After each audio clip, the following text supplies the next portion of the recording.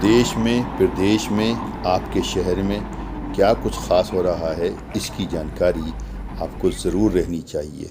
रामपुर रज़ा library के 250 वर्ष पूरे होने पर रंगारंग कार्यक्रम का आयोजन किया गया। आप जानते हैं कि इसकी अध्यक्ष जो होते हैं उत्तर प्रदेश के राज्यपाल होते हैं। फ़िलहाल आनंदीबेन पटेल जो उत्तर प्रदेश की राज्यपाल हैं, उसके कारण वो यहाँ की अध्यक्ष हैं। वो इस अवसर पर रामपुर आईं और उन्होंने क्या कुछ कहा और इस पे क्या कुछ ख़ास जो रज़ा लाइब्रेरी के डायरेक्टर हैं पुष्कर मिश्र, उन्होंने प्रेस वार्ता में मीडिया से क्या कुछ बातें की, वो सब कुछ आपको देखने को मिलेगा। बस इस वीडियो को शुरू से लेकर आखिर तक आप ज़रूर देखें, क्योंकि इसमें वो सच्चाई भी आपके सामने आएगी कि इतने बड़े प्रोग्राम में रामपुर वालों की भागीदारी कितनी रही और किस प्रकार से रामपुर वालों को इसके इनविटेशन दिए गए, किस प्रकार से 250 साल पूरे होने पर जो करोड़ों रुपया खर्च करने के बाद में ये कार्यक्रम किया गया, उसमें रामपुर की आम जनता ने कितना फ़ायदा उठाया, कितना एंटरटेन किया, क्या जानकारी ली और कितना कुछ उनको मिला। फ़िलहाल ये आनंदीबेन पटेल हैं, उत्तर प्रदेश की गवर्नर और यहाँ की अध्यक्षा, वो देख रहे हैं आप आगे की कहानी। आगे वीडियो थोड़ी लंबी है, लेकिन ऐसी जानकारी प्राप्त करने के लिए आपको ऐसी लंबी वीडियो भी देखना चाहिए। आरिफ खान एक बार फिर क्राइम एक्सपोजर न्यूज़ रूम से आपके सामने नए मुद्दों और ताज़ा खबरों के।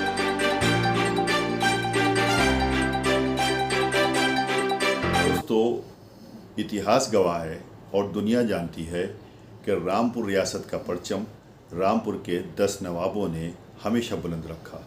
जब ब्रिटिश साम्राज्य था और ब्रिटिश साम्राज्य में कहते हैं कि सूरज अस्त नहीं होता था, उस वक्त भी रामपुर के नवाबों की ब्रिटिश सरकार की नज़रों में बहुत इज्जत थी। कहते हैं कि मलका विक्टोरिया ने नवाब हामिद अली ख़ान को अपना बेटा बनाया हुआ था और वो उनके बहुत नज़दीक जाकर बैठा भी करते थे। लेकिन इसके साथ साथ एक सच्चाई और भी है, जिसे सब जानते हैं कि रामपुर के नवाब जितने बहादुर थे उतने ही ज़्यादा बुद्धिमान भी थे। जब हिंदुस्तान आज़ाद हुआ और पूरे देश के अंदर आज़ादी का परचम फहराया गया और जिस तरह से वल्लभ भाई पटेल ने सब रियासतों को हिंदुस्तान में मिलाने की मुहिम शुरू की, तो रामपुर के नवाब ही ऐसे थे जिन्होंने सबसे पहले आगे बढ़कर अपने आप को विशाल हिंदुस्तान में मिलाने की पेशकश की और अपने आप को विशाल हिंदुस्तान में, यानी इस स्टेट को, रामपुर स्टेट को सबसे पहले विशाल हिंदुस्तान में मिला दिया। उसका नतीजा ये हुआ था कि हिंदुस्तान की सरकार में भी उनकी बहुत इज्जत थी और आज भी है। जबकि सब जानते हैं कि और दूसरी स्टेटों को शामिल करने के लिए उस वक़्त इंडियन गवर्नमेंट को, भारतीय सरकार को बहुत मेहनत करना पड़ी थी और बहुत जद्दोजहद भी करना पड़ी थी। 1733 में नवाब फैज़ुल्लाह खान ने रामपुर स्टेट की बुनियाद डाली थी और उनके बाद एक 10 नवाबों ने यहाँ पर राज किया। आपको ये बताते चलें कि यहाँ के नवाब शुरू से ही तालीम को बहुत पसंद करते थे, किताबों के शौकीन थे। किसी ज़माने में ओरिएंटल कॉलेज रामपुर में बड़ी महत्वपूर्ण भूमिका अपनी रखता था, बड़ा महत्वपूर्ण उसका नाम था। जिस तरह से मैंने बात करी कि वो किताबों के भी शौकीन थे, तो एक कुतुब खाना तैयार किया गया था। नवाब फैज़ुल्लाह खान के दौर में ही एक कुतुब खाने की शुरुआत हो गई थी, लेकिन बाद में धीरे धीरे उसको एक शक्ल इख्तियार की गई। फिर वो बढ़ चढ़ के वो लाइब्रेरी बना और फिर वो रज़ा लाइब्रेरी बना। और रज़ा लाइब्रेरी आज आप जानते हैं कि रामपुर का ज्वेल एंड क्राउन तो है ही, वो सिर्फ हिंदुस्तान में ही नहीं बल्कि हिंदुस्तान के बाहर विदेशों तक में रज़ा लाइब्रेरी का नाम। अब जो इस वक्त बात कर रहे हैं हम, इसलिए उसकी बात कर रहे हैं कि रामपुर रज़ा लाइब्रेरी की स्थापना के 250 वर्ष पूरे हो गए और 250 वर्ष पूरे होने के उपलक्ष्य में, खुशी में रंगारंग कार्यक्रम का यहाँ पर आयोजन हुआ। अध्यक्ष होते हैं वो उत्तर प्रदेश के गवर्नर होते हैं। इस वक्त आनंदीबेन पटेल उत्तर प्रदेश की गवर्नर हैं, तो इसलिए वो यहाँ की अध्यक्ष हैं। वो यहाँ पर 15 अक्टूबर को रामपुर आईं। उन्होंने विकास को लेकर, डेवलपमेंट को लेकर, लाइब्रेरी के रिनोवेशन को लेकर बहुत सी बातें करी। जो लाइब्रेरी के डायरेक्टर हैं पुष्कर मिश्र और रामपुर जिलाधिकारी जोगिंदर सिंह के साथ में और अन्य अधिकारियों के साथ में जब राज्यपाल का कार्यक्रम ख़त्म हो गया तो 3 बजे उन्होंने प्रेस कॉन्फ्रेंस बुलाई थी। उस प्रेस कॉन्फ्रेंस में वो सब बातें उन्होंने बताई कि क्या क्या तय हुआ, किस तरह से यहाँ पर और आगे काम होने वाले हैं और किस तरह से इसका रिनोवेशन होगा और किस तरह से लाइब्रेरी की उन्नति के लिए, लाइब्रेरी को आकर्षित बनाने के लिए, लाइब्रेरी की फलाह बहबूद के लिए, लाइब्रेरी को और सुंदर बनाने के लिए क्या क्या काम होंगे, वो सब कुछ उन्होंने बताया। वो मैं आप पहले वही सुन लेते हैं कि उन्होंने क्या कुछ कहा। एवं उत्तर प्रदेश की माननीय राज्यपाल श्रीमती आनंदीबेन पटेल जी रामपुर रज़ा लाइब्रेरी में आई थी। हम सब रामपुर रज़ा लाइब्रेरी परिवार की संरक्षिका के रूप में उन्होंने आज पूरी लाइब्रेरी की वर्किंग की समीक्षा की, भावी योजनाओं को लेकर भी चर्चा हुई। इसका मुख्य उद्देश्य ये था कि भाई रामपुर रज़ा लाइब्रेरी का रिनोवेशन जो होना है उस प्रक्रिया को आगे कैसे बढ़ाया जाए। उन्होंने संबंधित विभागों को निर्देश दिया कि इस कार्य को त्वरित ढंग से किया जाए। हमें रामपुर रज़ा लाइब्रेरी बिल्डिंग के संरक्षण और उसके जो भी भाग जो डैमेज हो रहे हैं या होने के आसार हैं उसका पुनरुद्धार कैसे किया जाए, काफ़ी गहन विचार विमर्श हुआ। आज की इस बैठक में संस्कृति मंत्रालय भारत सरकार के जॉइंट सेक्रेटरी श्री संजय कौल जी भी उपस्थित थे। रामपुर के डिस्ट्रिक्ट मजिस्ट्रेट श्री जोगिंदर सिंह भी थे। एक बहुत बड़ी विरासत रामपुर रज़ा लाइब्रेरी के रूप में भारत के पास है। रामपुर रज़ा लाइब्रेरी, जैसा कि आज हम लोगों ने इसका नामकरण किया, पुस्तकों का ताजमहल। तो ये पुस्तकों का ताजमहल अपनी बहुभाषाई भी ये हमारी प्रारंभिक बैठक थी। इसके बाद संबंधित विभागों से एक एक करके बैठक होगी और इस कार्य योजना को आगे बढ़ाया जाए। पूरी तरह से, पूरे मन से, पूरे हृदय से रामपुर रज़ा लाइब्रेरी को जो इसका विश्व पटल पर यथोचित स्थान होना चाहिए उसके लिए प्रतिबद्ध हैं।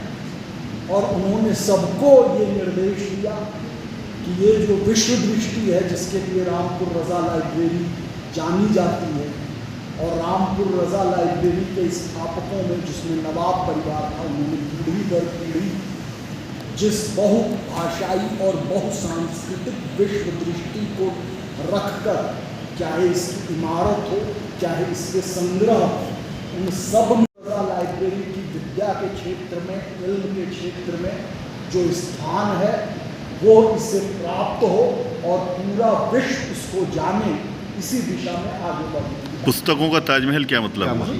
पुस्तकों का ताजमहल से क्या मतलब है, क्या मुराद है? पुस्तकों का ताजमहल हमारी जो इमारत है, विश्व की जो रेटिंग करती है उसमें इसको वर्ल्ड की सबसे फेमस और सबसे खूबसूरत लाइब्रेरियों में से एक है।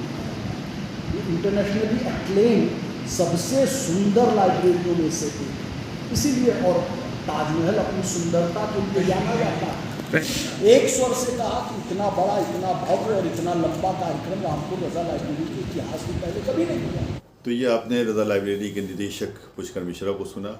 अब इसके बाद में बात करते हैं कि रंगारंग कार्यक्रम जो हुए यहाँ पर, इसमें जो उन्होंने कहा कि बहुत शानदार रंगारंग कार्यक्रम हुए और उन्होंने जिस हिसाब से जो भी यहाँ पे सीटिंग अरेंजमेंट किया होगा वो उनका वो फुल रहा, करीब करीब। हमने तो नहीं देखा उसको, लेकिन उनका कहना ये था कि उसको फुल रहा। जबकि हम सब मीडिया पर्सनस हैं, लेकिन इस सारे प्रोग्राम की शुरुआत कब शुरू हुई, कब कैसे क्या हुआ, मैसेजेस शायद वो डालते रहे, लेकिन सब ज़रूरी नहीं है कि मैसेज देखें। लेकिन उन्होंने फ़ोन करने की जहमत किसी को गवारा नहीं की थी कि ऐसे कार्यक्रम शुरू हो गया है और आपको कार्यक्रम कवरेज करने के लिए आमंत्रित किया जाता है, या आप आएँ और इस कार्यक्रम की कवरेज करके शहर को दिखाएं, शहर से बाहर वालों को दिखाएं।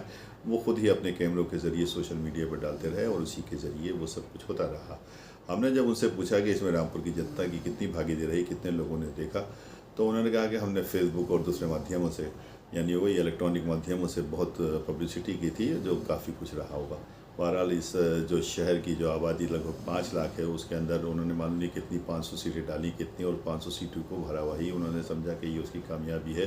जबकि रज़ा लाइब्रेरी जो रामपुर की धरोहर है, इसकी जो पहचान है वो रामपुर के नाम से, रामपुर रज़ा लाइब्रेरी के नाम से है, और विदेशों में और देश के अन्य हिस्सों में इसी नाम से पहचानी जाती है। लेकिन रामपुर के कितने लोग ये जानते हैं कि लाइब्रेरी का नाम तो है, लेकिन इसका नाम क्यों है?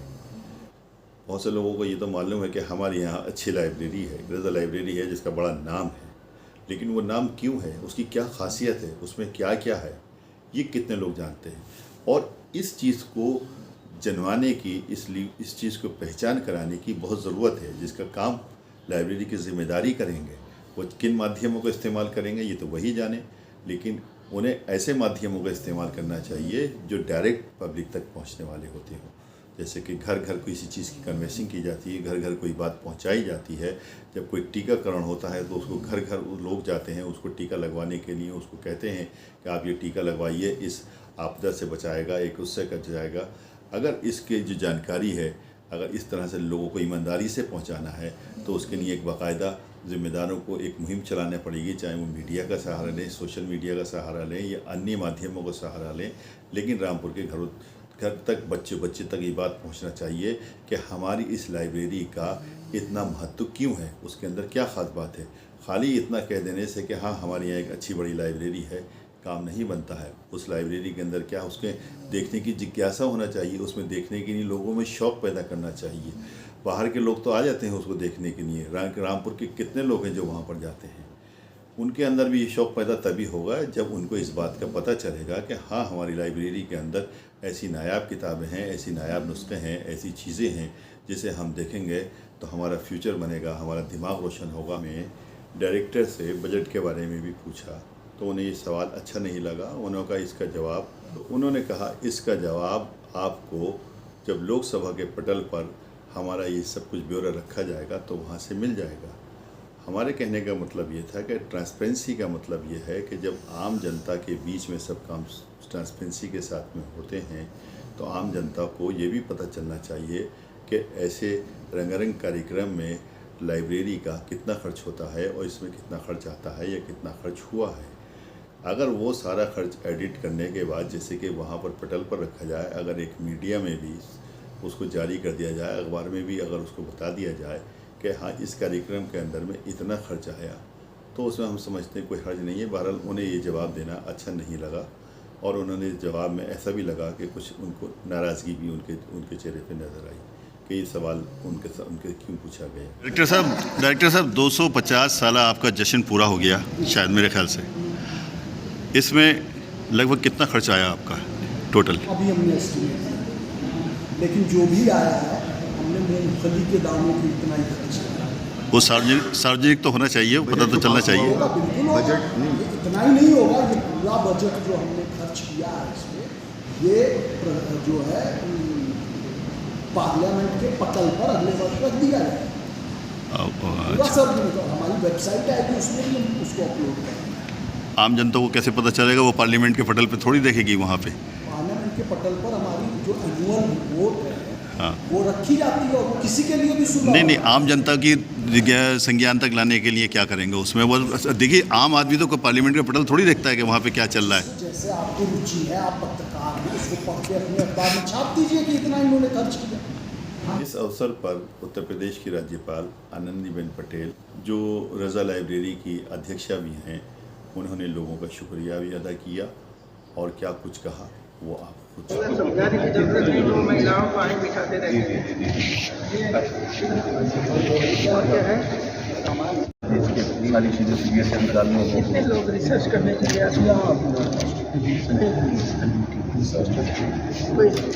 ये हिस्ट्री की बुक है सुलेमान, जो कि सुलेमान प्रॉफिट हुए हैं जूश में। ये one of the closest resemblance जो ओरिजिनल अकबर था उसके दरबार में लिखा हुआ है। और ये फालनामा है मैडम, क्योंकि अकबर जो है वो ज्योतिष के अंदर बहुत बिलीव करता है। मुझे प्रसन्नता है कि आज रामपुर रजा लाइब्रेरी अपनी स्थापना के 250 वर्ष पूर्ण कर रहा है। इस अवसर पर मैं रामपुर रजा लाइब्रेरी की अध्यक्ष होने के नाते आयोजित समारोह में आने वाले सभी अतिथियों का स्वागत एवं अभिनंदन करती हूँ और सम्मानित महानुभावों को बधाई एवं शुभकामनाएं देती हूँ। 250 साल का सफ़र तय कर रामपुर रजा लाइब्रेरी रामपुर की ही नहीं बल्कि देश का भी गौरव बनकर उभरी है। ज्ञान और संस्कृति के भंडार के रूप में पुस्तकालय समाज में एक मौलिक भूमिका निभाते हैं। पुस्तकालयों द्वारा प्रदान किए गए संसाधन और सेवाएं हर पीढ़ी के लिए हैं।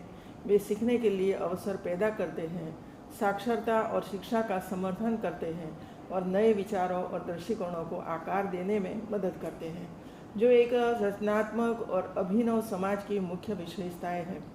यह हर्ष का विषय है कि उत्तर प्रदेश में भी पिछली पीढ़ियों द्वारा बनाए और संचित किए गए ज्ञान का एक प्रमाणिक रिकॉर्ड सुनिश्चित करने वाले ऐतिहासिक पुस्तकालय है, जो वर्षों से भारतीय संस्कृति की विविधता को संरक्षित कर रहे हैं। रामपुर रजा पुस्तकालय इसका उत्तम उदाहरण है। रामपुर रजा पुस्तकालय सांस्कृतिक विरासत का एक शानदार अद्वितीय खजाना और रामपुर राज के नवाबों द्वारा निर्मित प्राच्य पांडुलिपियों के शानदार संग्रह का घर है। रामपुर रजा पुस्तकालय दक्षिण एशिया के महत्वपूर्ण पुस्तकालयों में से एक है। यह भारत, इस्लामी शिक्षा और कला का खजाना है। आज के इस विशेष अवसर पर हमें प्रण लेना चाहिए कि हम इस लाइब्रेरी का अधिकतम उपयोग करें, पुस्तकों को पढ़ें और अपने ज्ञान की सीमाओं को विस्तारित करें। आइए हम सब मिलकर रामपुर रजा लाइब्रेरी को और अधिक समृद्ध और जीवंत बनाने का प्रयास करें। अंत में एक बार फिर मैं पुस्तकालय के गौरवमयी सफ़र पूर्ण करने के लिए हार्दिक बधाई देती हूँ। धन्यवाद। जय हिंद। वीडियो अगर पसंद आई हो तो लाइक कीजिए, शेयर कीजिए और चैनल को ज़रूर सब्सक्राइब कीजिए ताकि डायरेक्ट नोटिफिकेशंस आप तक पहुँचते रहें।